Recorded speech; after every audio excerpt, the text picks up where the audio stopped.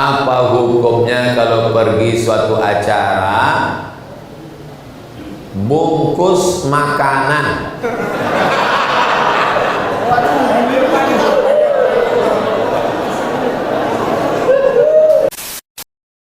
Salatullah salamullah ala yasin habibillah. Saya mau nanya Ustaz, apa hukumnya pergi umroh melalui pembiayaan? Bahasa simpelnya umroh mutang. Apa boleh kita pergi umroh itu ngutang melalui uang pinjaman? Jadi gini, saya mau akikah anak. Saya mau akikah anak, harga kambing 2,5 juta. Uang nggak ada. Lalu saya ngomong ke Ustadz Lutfi, Ustadz Lutfi, kita kan dulu dekat rumah di Mesir. Begitulah mukadimahnya biasanya gitu. Boleh tak saya pinjam Ustadz 2,5 juta? Saya mau akikah anak. Nanti insya Allah kelapa saya panen bulan depan. Maka kata ulama fikih, utang itu terbagi dua. Yang pertama, majurja ada'uhu. Kalau ada yang diharapkan pembayarnya, boleh.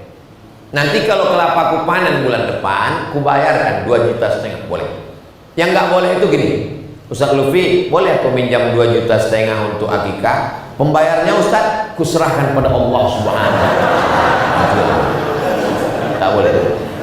Misalnya bapak pegawai atau punya speedboat cari ikan atau punya angkutan, nanti dibayar sekian tahun lunas, boleh. Dan fatwa Majelis Ulama Indonesia membolehkan pembiayaan umroh melalui bank syariah.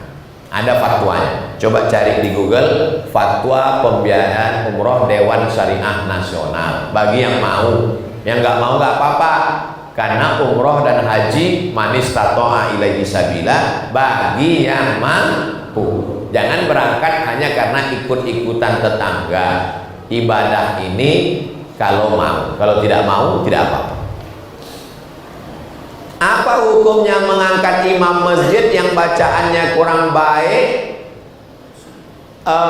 dan orangnya ustadz apa gini nasihat? Apa hukumnya imam dan nasihatnya ustadz agar takmir masjid yang jarang ke masjid untuk bisa berjamaah ke masjid? Jadi imam ini mesti ada fit dan proper test. Majelis Ulama Indonesia, Al Khairat, Muhammadiyah, Nahdlatul Ulama difasilitasi untuk mengadakan fit and proper test. Diangkatlah imam-imam membaca Al-Fatihah. Saya nggak malu mendengarkan bacaan Al-Fatihah sampai hari ini.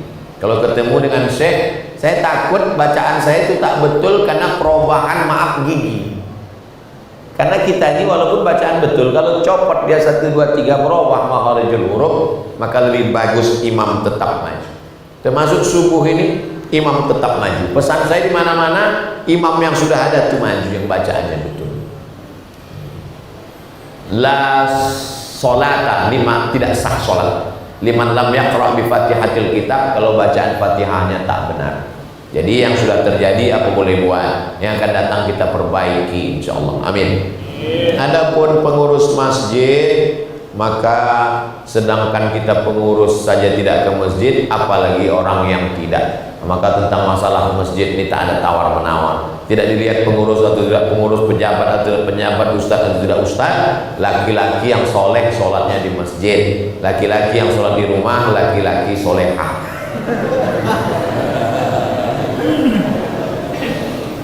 Tentang merapatkan shaf dalam sholat, bagaimana cara merapatkannya Pak Ustaz? Mangkibun bimangkibin, bahu rapat dengan bahu. Qadamun biqadamin, kaki rapat dengan kaki. Saya ini termasuk orang yang tidak terlalu sensitif. Kalau ada orang merapatkan bahunya ke bahu saya tenang aja. Kalau dirapatkannya kakinya dengan kaki saya pun tidak risau. Tapi tidak semua orang macam saya. Ada orang yang ketika kakinya rapat dia agak risih, geli dia. Maka kalau sekali kita dekatkan dia diam, nggak apa-apa. Kalau sekali kita dekatkan dia menggeser, jangan kita rapatkan lagi. Karena kalau kita geser, dia geser terus. Khawatirnya dia preman baru taubat. Begitu kita geser 2 kali, apa dipijak.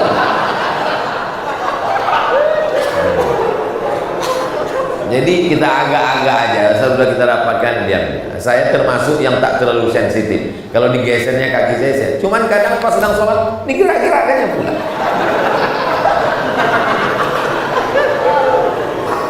Bagaimana dengan orang yang menempelkan kakinya? Ada dalilnya, yulziku, menempelkan. Tapi bukan Nabi menyuruh. Nabi nggak ada nyuruh. Sahabat itu wakana ahaduna yulziku. Salah seorang di antara kami menempelkan. Artinya dia nyaman. Kalau tak nyaman, buat agak-agak dekat saja. Nah, ini tentang masalah lurus. Imam tidak mengangkat takbiratul ihram sebelum lurus. Biasanya dia tengok ke belakang. Sawus sufuf fa inna tasbiyatus shaf min tamamis shalah. Luruskan, itu belum penuh Pak. Luruskan Pak. Ini kaki rapat. Allahu Akbar. Jadi waktu dulu jadi mahasiswa, imam ini kebetulan dari mahasiswa Libya. Nah, dia kalau jadi imam dia orangnya selektif, dia jalan ke belakang menengok kaki. Anak Afrika ini nggak sabar, begitu imam dia tengok kosong, maju dia ke depan. Allahu Akbar. Nah itu imam kena kudeta.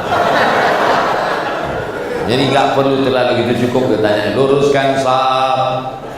Belum pernah saya sholat di masjid tiba-tiba imamnya ngomong gini, makmum, saya sudah tahu kalian semua udah ngerti tentang shaf kan? Nah, saya nggak usah nyuruh lagi ya. Kita tidak bosan mengingatkan sawus sufuf fa inna taswiyatus shaf min tamamis shalah. Lain padang, lain belalang, lain lubuk, lain ikannya, lain imam, lain caranya. Pengalaman saya ceramah di masjid-masjid, saya temui ada 3. Imam yang pertama, luruskan shaf, angkat kaki celana.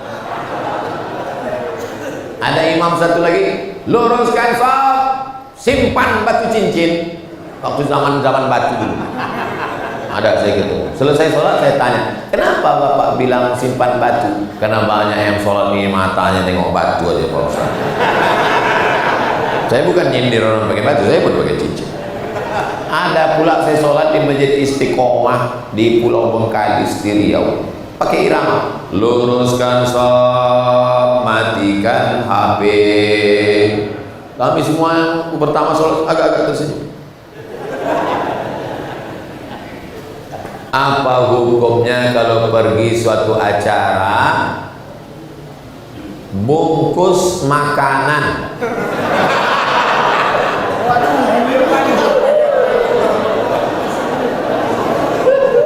Saya pergi acara, lalu kemudian dibungkuskan tuan rumah makanan halal. Yang tak boleh itu saya bawa plastik. Tapi kalau sudah tradisi di kampung itu dan sohibul baiknya paham, sama-sama tahu, juga tak jadi masalah. Tapi kalau di situ tidak lazim, tak biasa, menyalahi adat, maka tidak izin dia. Makanan yang tidak izin itu bisa jatuh kepada haram. Dan ada orang yang sangat warak menjaga tentang makanan ini. Saya pernah datang tamu, sampai salam dia nggak makan. Saya sangka dia puasa. Pas saya tanya, Bapak kok nggak makan? Ustaz nggak ada nyuruh. Sejak itulah kalau datang tamu ke rumah saya tuangkan tehnya, saya kasih.